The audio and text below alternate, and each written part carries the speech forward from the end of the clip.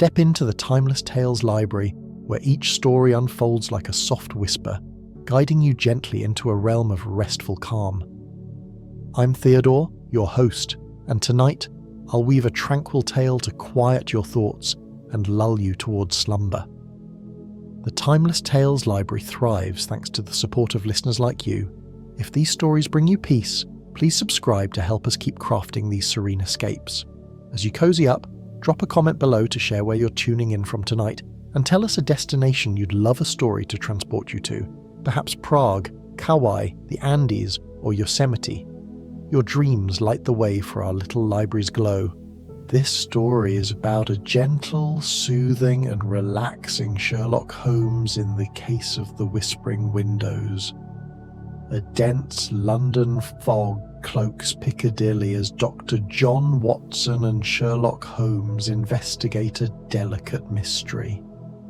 Eleanor Trent, a nervous resident, reports eerie whispers emanating from her apartment's windows each midnight, accompanied by swaying curtains and a chilling air. Holmes, intrigued by the subtle phenomenon, uncovers a pattern of careful craftsmanship, leading to a revelation of quiet devotion that transforms the ordinary into a gentle symphony of vigilance. Now take a slow, quiet breath and let the day's events become as transparent as glass. You are entering the Crystal Atrium, a hall made of polished crystals and mirrors within the Timeless Tales library. This is a place of reflection, where every story is a clear, shimmering facet of a beautiful, peaceful truth. Light filters through the crystalline walls, painting the room in soft, calming colours. Feel your body become as still and clear as a calm pool of water. Sink deeper into the secure foundation of your bed. The Crystal Atrium is a sanctuary where you can reflect on the quiet peace within yourself. Your body is a vessel for peace, and your mind is an empty canvas, ready for the gentle stories of the atrium. Let your inner calm become a brilliant light that fills your entire being. Sherlock Holmes, The Case of the Whispering Windows. The fog descended upon London with a gentle, almost deliberate grace, curling in soft tendrils that wound around wrought iron railings, clung to the edges of soot-stained buildings, and softened the jagged outlines of chimneys and rooftops. This was no aggressive, blinding blanket of pea super, but a silvery atmospheric haze, a London particular of the most aesthetic and meditative kind. It seemed to have a consciousness, a desire to merely muffle and soothe the city's ceaseless clamour. The cobblestones, typically sharp with the clatter of boots and hooves, whispered beneath the mist's embrace, their sound muted into a meditative hush that seemed to cradle the city in quiet reverie.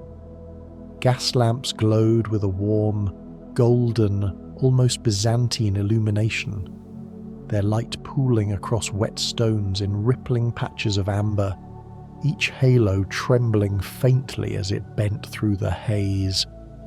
The entire city, from the grand boulevards to the narrow forgotten mews, exhaled a slow, languid sigh, its familiar streets transformed into a muted, otherworldly landscape, where every shadow and sound felt intimate, mysterious, and alive with subtle, unspoken secrets. It was a perfect night for introspection, for the slow, methodical turning of a curious mind. Dr. John Watson trudged back from a demanding medical call near St. Bartholomew's Hospital, the damp chill of the late November evening clinging to my heavy greatcoat and brushing my cheeks with a subtle, invigorating bite. The air, heavy with moisture and the distant, familiar smell of coal smoke and river silt, had thickened considerably since I'd left the hospital, wrapping London in a silvery veil that muffled the distant rumble of carriage wheels and the occasional lonely cry of a late-night street vendor hawking warm chestnuts. My thoughts, which often tended towards the dramatic and the perilous after a difficult day of surgery or diagnosis, turned instead to the profound and enduring sanctuary of 221B Baker Street. I envisioned the familiar ritual, the welcoming creak of the stairs under my weight, each wooden plank etched with the memory of countless ascents and descents over our years together, the smoky, intellectually stimulating aroma of lamp oil mingling with the faint, comforting scent of Holmes's strong fine-cut tobacco, the gentle, reassuring warmth of the hearth, its steady glow a quiet promise of respite from the city's vast, relentless energy. These small, enduring consistencies formed a vital harbour of order against London's vast, unpredictable expanse, a touchstone of sanity and intellectual focus in a city that pulsed ceaselessly with energy, enigma, and every shade of human experience. As I pushed open the door to our rooms, the sound of the latch clicking softly felt like a closing door on the world's chaos. I found Holmes seated in his familiar armchair near the hearth, a picture of composed and subtle intensity.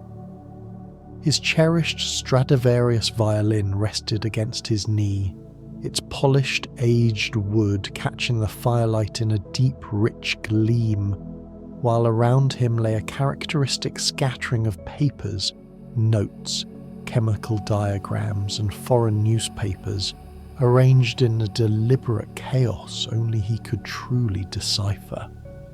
The fire's glow played across his sharp, ascetic features, illuminating the high cheekbones and his famous piercing grey eyes that seemed perpetually engaged in seeing beyond the surface of the ordinary. A heavy, gold-rimmed watch lay forgotten among his papers, its surface glinting faintly, a silent witness to his restless, often nocturnal mind, a measurement of time that he so frequently ignored. His gaze, which had been fixed on some internal landscape, lifted to meet mine, bright with a particular sort of low-key anticipation, and a faint, almost imperceptible smile tugged at the corner of his lips, a herald of intrigue, subtle yet unmistakable, promising intellectual delight rather than true alarm or danger. "Ah, Watson," he said softly, his voice a precise balance of low warmth and focused attention. "Your timing is, as usual, impeccable. The fog may obscure London's labyrinthine streets and obscure the tracks of the mundane criminal, but paradoxically it seems to bring an unusual clarity to the truly curious. We are to receive a visitor tonight, one whose concern is peculiar in its very delicacy, yet in its subtlety. It may spark your investigative curiosity as much as it has ignited mine." He gestured with a long, slender hand toward the waiting empty chair. I hung my damp greatcoat with care, smoothing the thick wool against the hook with a small private sense of ceremony, a habit born of my years in military service. I then sank into my familiar armchair, the worn leather creaking softly in protest beneath me. A quiet curiosity pricked at the edges of my calm evening, tempered always by the deep comfort and predictability of our rooms. "Not another case of pilfered trinkets or a tiresome misplaced correspondence, I trust?" I asked, a hint of playful humour in my tone, though my deference to Holmes's judgment in selecting cases was, as always, unwavering. "No, Watson," he replied, shaking his head with a measured, almost languid calm, his fingers absently tracing the edge of the smooth scroll head of his violin. "This is a matter of exquisite, delicate observation, a mystery woven from the very fabric of the ordinary, its resolution resting in patient understanding and quiet analysis, rather than confrontation or brute force." It is the kind of atmospheric puzzle that truly delights the attentive and philosophical mind, a melody of the mundane, if you will. Before I could press further for details, a soft, measured, almost hesitant knock at the door announced our visitor. Mrs. Hudson appeared, her expression a mix of ingrained professionalism and maternal curiosity, ushering in a small, delicate woman wrapped tightly in a bulky, finely woven woolen shawl. Her frame seemed to shrink within the thick fabric, as if she were actively seeking shelter from the evening's pervasive chill and the immense weight of her own uncertainty. Her wide eyes darted nervously about the room, touching on the hearth's mesmerizing glow, the silent violin, the scattered esoteric papers, as though instinctively gauging the safety and intellectual capacity of placing her complete trust in us. The firelight cast a gentle, sympathetic warmth across her face, revealing a palpable mixture of apprehension and quiet, almost fragile resolve, her features softened by the interplay of deep shadow and golden light. "Mr. Holmes?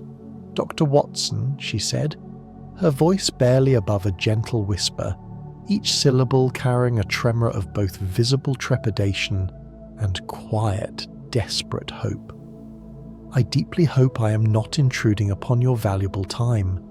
I feel I have truly nowhere else to turn, and the matter troubling me is so utterly strange, so insubstantial, I scarcely know how to begin explaining it without sounding utterly foolish." Holmes inclined his head, his expression open, focused, and profoundly reassuring, a rare and genuine gentleness emanating from his usually austere demeanour. "Not at all, madam. You are precisely where you ought to be. Pray, sit near the warmth. Might I have your name?"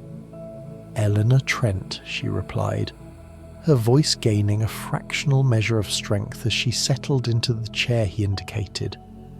Her hands clasped tightly, nervously, atop her thick shawl, fingers twisting the fabric as if physically anchoring herself to the reality of the room.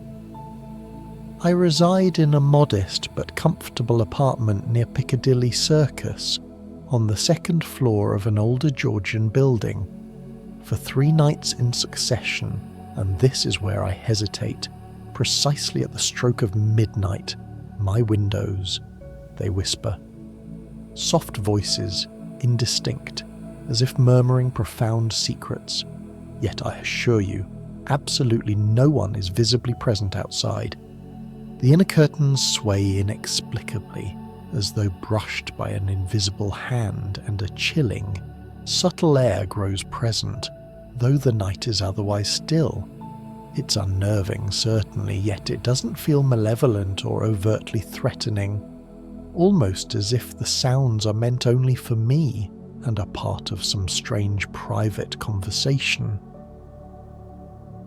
Holmes' eyes, far from showing skepticism, glimmered with an intense and focused interest, the firelight catching the sharp angles of his face.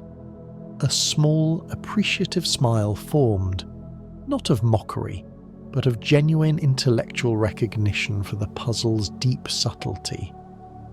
3 nights, same precise hour, no tangible, visible source, he murmured, leaning forward slightly, his long form unfolding like a delicate instrument. "Remarkable. Describe the sounds, if you would, in greater detail. Are they actual, recognizable words, or merely soft musical tones? And crucially, does this phenomenon cause you profound alarm or a different sort of unease?" Eleanor exhaled softly, her shoulders visibly easing as she sensed his genuine, respectful interest and lack of judgment. "The sounds are fleeting and delicate, like syllables half-formed in a forgotten beautiful tongue, too soft and brief to truly decipher, yet insistent and noticeable in their brief presence. They carry no sense of menace, but they are deeply peculiar, almost personal, Mr. Holmes. I feel intensely observed, though I see no eyes or face. My immediate neighbours report nothing, though one, a Mrs. Carver, a rather observant woman, mentioned seeing a quiet, unremarkable man lingering near the building at dusk on those evenings, carrying a small leather satchel. Each night, I wait with a sense of suspended, almost fearful expectation, utterly unsure whether to genuinely fear or merely to deeply wonder. Holmes rose and paced slowly, his steps a quiet, rhythmic counterpoint against the room's calm order, his long artistic fingers steepled before him in profound thought. "Observation is always our most crucial first step, Watson," he said, his voice low but incisive, carrying the weight of his conviction. "A pattern exists here, subtle but demonstrably deliberate. Not all mysteries, I remind you, are born of malice, intrigue, or crime. Some are woven from care, from craft, or from a peculiar set of circumstances. This quiet man and his satchel intrigue me greatly. We shall attend the hour of the disturbance and examine the scene with the meticulous care it clearly warrants." I nodded, my curiosity now fully roused, though tempered by the deep intellectual comfort of our rooms. "A midnight vigil, then," I said, glancing at the fogged window, where the gas lamp's distant glow shimmered faintly through the mist. "Shall we expect a ghostly, terrifying apparition, or, as is usually the case, something decidedly more mundane, yet technically fascinating?" Holmes's lips twitched in a faint, knowing smile. "Ghosts, Watson, are but the shadows of the mind's neglect and a general failure of observation. The truth, as always, lies strictly in the details, the marks, the precise sounds, the recurring patterns. We shall see what Piccadilly's enveloping fog reveals when viewed through a scientific lens." That night Piccadilly lay cloaked in a thicker, almost palpable silver fog, the gas lamps casting particularly tender halos through the mist, their light trembling softly across the wet street and reflecting in the slick cobblestones. Eleanor's apartment, situated on the second floor of a modest Georgian building, overlooked this hushed, ethereal scene, its windows catching the diffused silvery glow like polished mirrors. The air inside the room was warm from a small, recently tended fire, but noticeably tinged with the damp chill seeping through the old window panes and the faint, sweet scent of lavender from Eleanor's shawl, mingled gently with the damp, earthy aroma of the thick fog outside. We positioned ourselves near the two front-facing windows. Holmes crouched low to the floor, meticulously scanning each wooden frame with his keenly focused gaze, his long fingers brushing the aged wood and the cool glass for any microscopic irregularities. I stood by the sill, watching the street below, my eyes, more accustomed to the macroscopic world, catching faint, deliberate scuff marks along the outer stone ledge, barely visible in the faint lamplight, as if someone had stepped carefully and repeatedly along it with practiced, unassuming precision. "Holmes," I whispered, leaning in and pointing a gloved finger to the marks. "These scuff marks, could they not strongly indicate someone's repeated presence? A workman, perhaps? Or this quiet man Mrs. Trent mentioned?"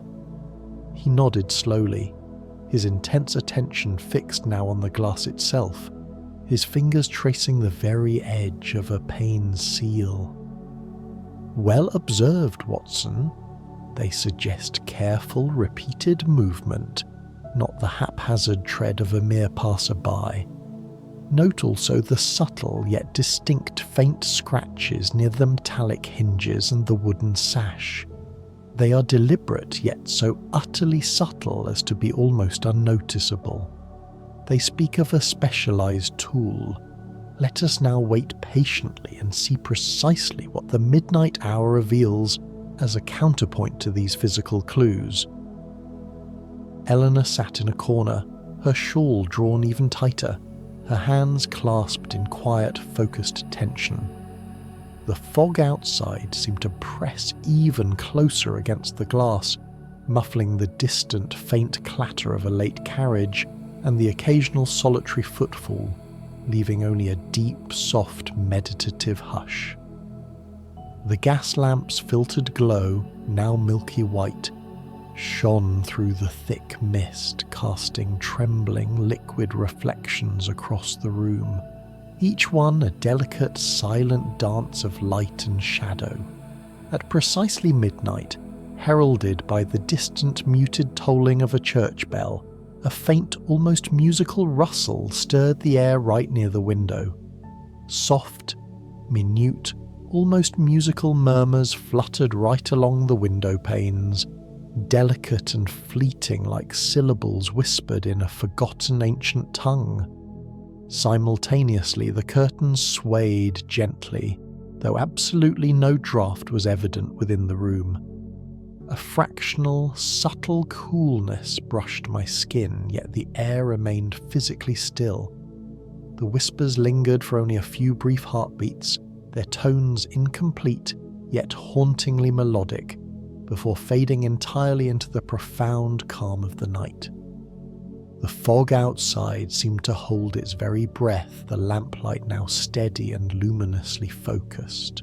Holmes's fingertips grazed the window frame, his eyes tracing the subtle, micro-vibrations in the glass, his expression one of profound intellectual focus.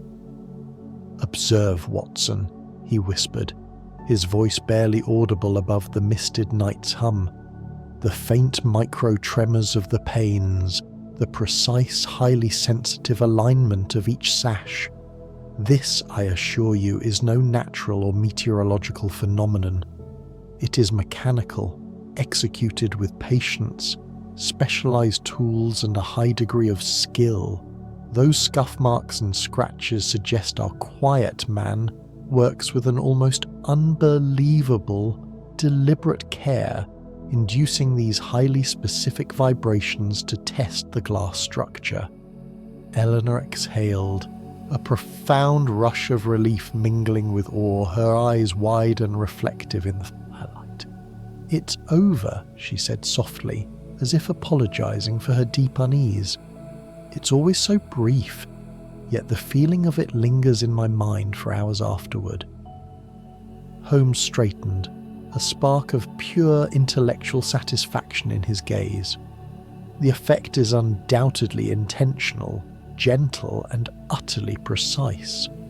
The vibrations are being induced, likely to test the pane's structural integrity against the London weather, producing the audible sound as a harmless, subtle byproduct. The sound is an auditory measure of the window's health. Tomorrow we shall inspect in full daylight to uncover the exact method and confirm our orchestrator's identity. Rest assured now, Mrs. Trent, there is absolutely no cause for alarm or fear." We returned to 221B, the fog curling sensuously around us as we walked, the gas lamp's halos guiding our steps through the silvery haze. Holmes was silent for the duration of the walk, his mind clearly turning over the minute details of the night's observations, his long fingers tapping lightly against his coat as if playing an invisible, complex melody.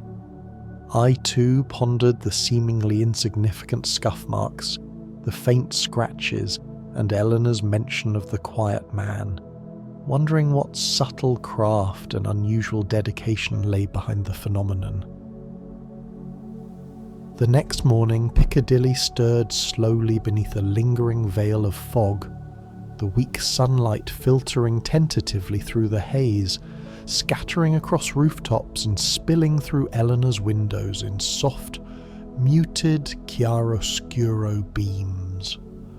The condensation on the window panes caught the weak light in trembling reflections, each droplet a tiny prism that shimmered with a quiet, delicate beauty. Holmes knelt again by each window, his fingers tracing faint, precise depressions along the sash and the now visible scuff marks on the stone ledge, their pattern deliberate, repeated, and unassuming, like the highly technical footprints of a careful, dedicated guardian. "Notice, Watson," he said, his voice hushed with reverence for this particular art of subtle observation. "These marks indicate repeated, extremely careful handling. The panes are aligned with an astonishing precision, slightly angled to resonate perfectly with the slightest induced vibration, thereby producing the sound without any physical damage.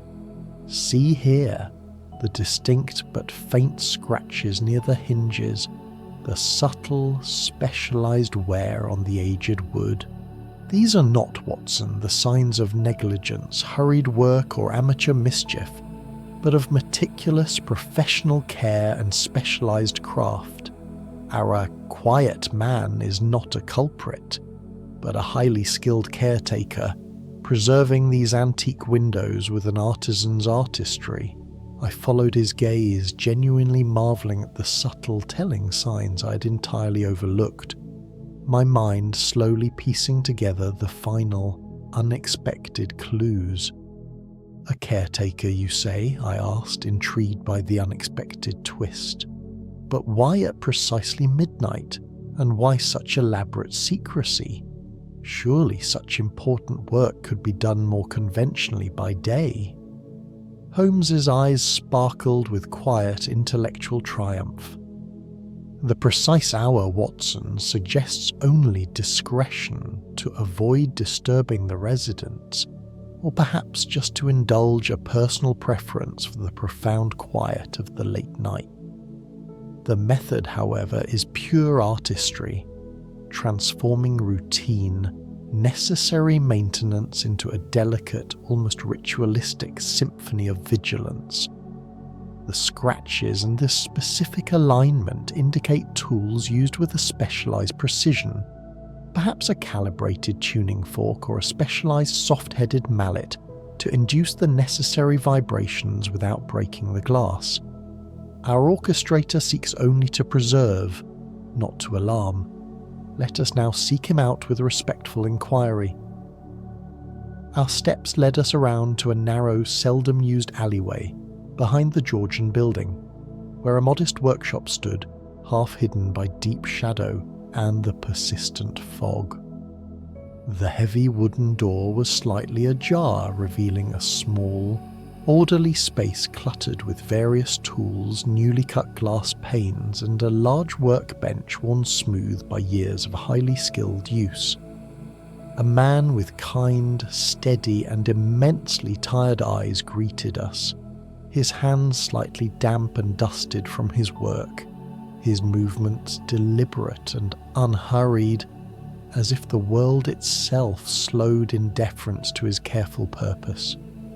"Mr. Holmes," he said quietly, his voice calm but undeniably earnest, "I am Edward Linton, the full-time caretaker of this building. I confess, I rather anticipated a visit from someone of your reputation." Holmes inclined his head, his gaze sharp yet respectful. "Your careful work, Mr. Linton, is the source of the whispers that concerned Mrs. Trent." Linton nodded, gesturing to a small, worn leather satchel on the workbench, its specialized contents gleaming faintly in the dim light. A set of extremely delicate tools, including a perfectly calibrated tuning fork and a small, soft-headed rawhide mallet. Each night I must tap and delicately adjust the wooden sash and the panes to check their structural integrity against the pervasive damp and cold. The glass, being old and very sensitive, resonates briefly, creating these soft musical sounds, a harmless byproduct of essential maintenance, meant to preserve the building's life without disturbing its residents unduly. I work at midnight when most are in deep sleep. Using these very tools, which I regret, leave the faint marks you likely noticed on the outer ledges. I blinked, genuinely astonished at the sheer simplicity and subtle elegance of the true explanation. So the whispers are not intentional communication, but merely a byproduct of your deep professional care. Precisely, Linton said with quiet patience, his eyes reflecting a deep, ingrained commitment to his unusual craft. They are, in essence, the very echoes of diligence, the murmurs of my nightly vigilance. The sound is fleeting, utterly imperceptible to most of the tenants, followed immediately by silence. It's a guardian's quiet, essential ritual, executed with devotion rather than any form of mischief. I've tended these old windows for nearly 20 years, ensuring they withstand London's relentless dampen wear without ever faltering.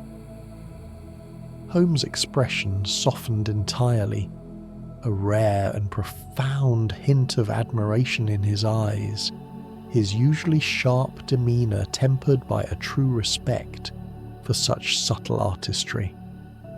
A highly conscientious orchestrator of sound, transforming a necessary routine into a gentle symphony of architectural preservation.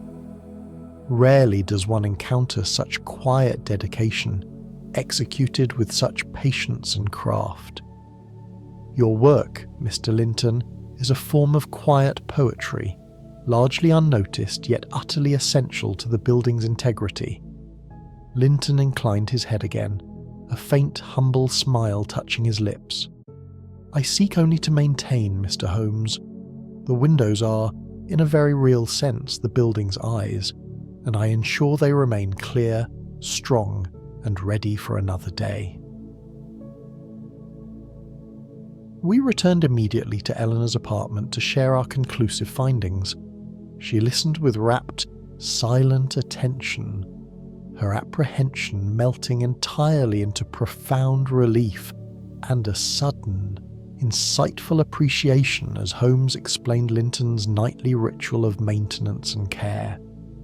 The fog outside curled gently, the lamplight shimmering softly through the mist, casting a warm, reassuring glow across her face. "Then there is truly no cause for fear," she said softly, her voice steadier and more resonant now. "It's strange and wonderful to think such quiet, gentle care was behind it all." Holmes nodded, his tone gentle but absolutely assured. "Not all mysteries, Mrs. Trent, are born of harm or dark intent. Some, as we have seen, are woven from pure devotion and quiet dedication, their secrets revealed only through patient, meticulous observation. Your windows, madam, do not whisper a threat. They sing because they are so diligently cared for, a testament to unseen professional diligence." That evening, back at 221B, the fog had thickened once more over Piccadilly, softening the city's sharp edges and muffling the distant clatter of carriage wheels into an almost inaudible hum. The gas lamps shimmered with golden warmth, their light refracted into tiny, trembling halos through the mist, each one a comforting beacon of calm in the silvery night. Holmes sat by the hearth, violin in hand, playing a particularly delicate, contemplative melody that mingled perfectly with the fire's crackle and the quiet, steady rhythm of the evening. The slow, languid notes drifted lazily, filling the room with a sense of profound calm, each one lingering like a soft exhalation, carrying the deep warmth of a resolution achieved without conflict. "Watson," he said, gently lowering the violin and resting the bow, his eyes reflecting the deep firelight. There is an uncommon, deep satisfaction in mysteries that are resolved entirely without harm or recourse to the police.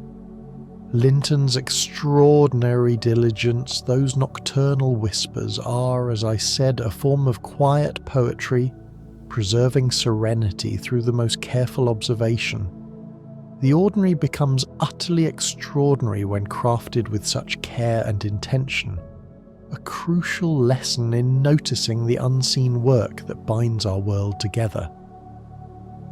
I gaze through the fogged window, the lamplight casting pools of gold across the mist, the city's restless pulse softened to a gentle murmur. The city sleeps far more peacefully for such devotion, I said, my voice low with reflection. Linton's silent work, unnoticed by almost everyone, ensures Piccadilly's quiet harmony, a guardian's hymn woven invisibly into the very fabric of the night. Holmes allowed a faint, thoughtful, almost beatific smile, his long fingers resting lightly on the violin's strings. Indeed, Watson, not all mysteries demand public exposure, or sensational headlines, or widespread alarm.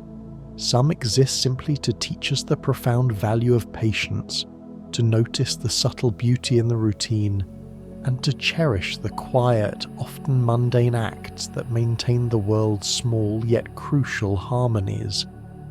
Linton's gentle whispers are a profound reminder that care and diligence often go unseen, yet they shape the world around us, nurturing peace in the very heart of the ordinary. As the gentle invitation of sleep drew near, I reflected on Eleanor Trent's delicate, misplaced unease, now entirely soothed by understanding, and on Edward Linton's subtle vigilance, his nightly ritual an unexpected testament to pure devotion to his craft. The fog outside curled like a soft silken blanket, wrapping London in a silvery serenity, the lamplight steady and luminous through the pervasive haze. In 221B, the enduring hearth's warmth, Holmes's quiet, familiar presence, and the soft, lingering echo of his violin wove a protective cocoon of tranquility, a small intellectual sanctuary against the vastness and complexity of the night. I thought of the faint scuff marks on the cold stone ledge, the subtle scratches near the hinges, the quiet man with his satchel of specialized tools, and felt a deep, profound appreciation for the invisible guardians of the ordinary, those whose selfless diligence preserves harmony without ever seeking notice or applause. Some mysteries, I realized, exist not to frighten or to confuse, but simply to illuminate the extraordinary within the routine, nurturing peace through patient, gentle care and quiet, focused observation.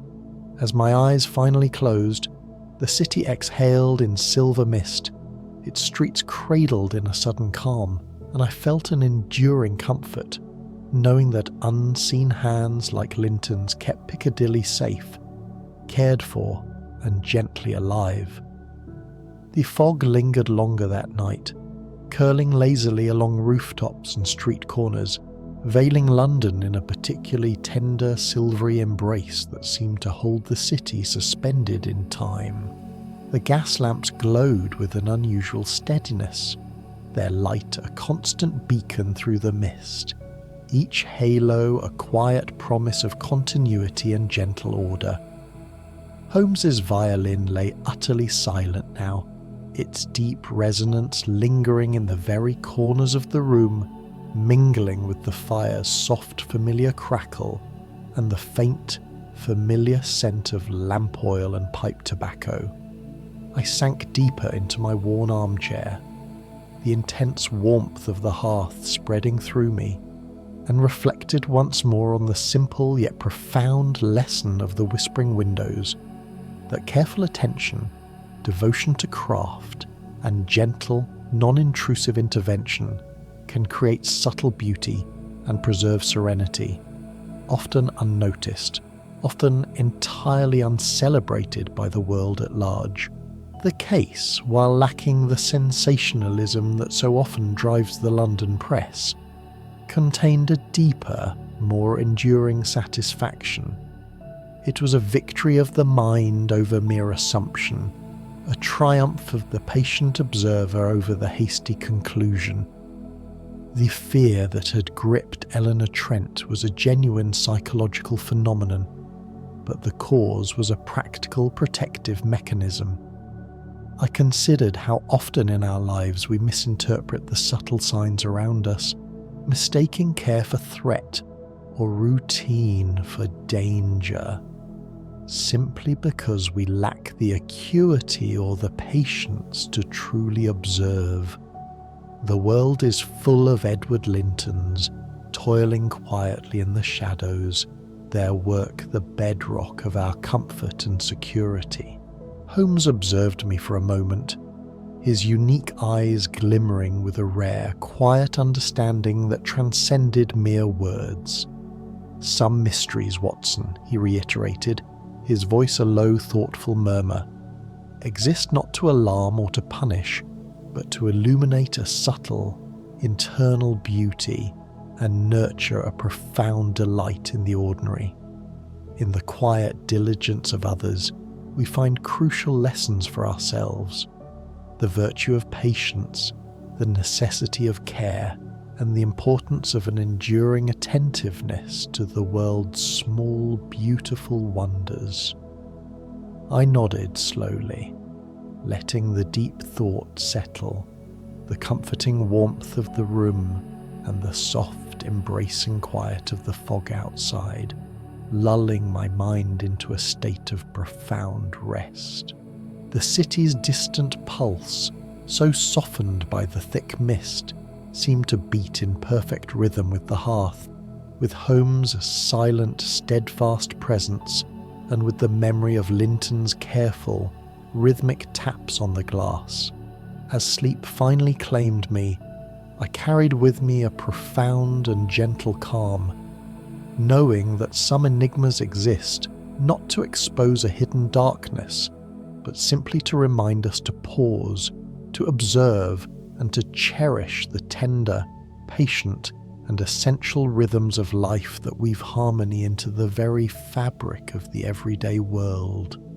The whispering windows of Piccadilly had ceased to be a cause for fear. They had become a lullaby, a soft song of security sung by an unseen, devoted hand.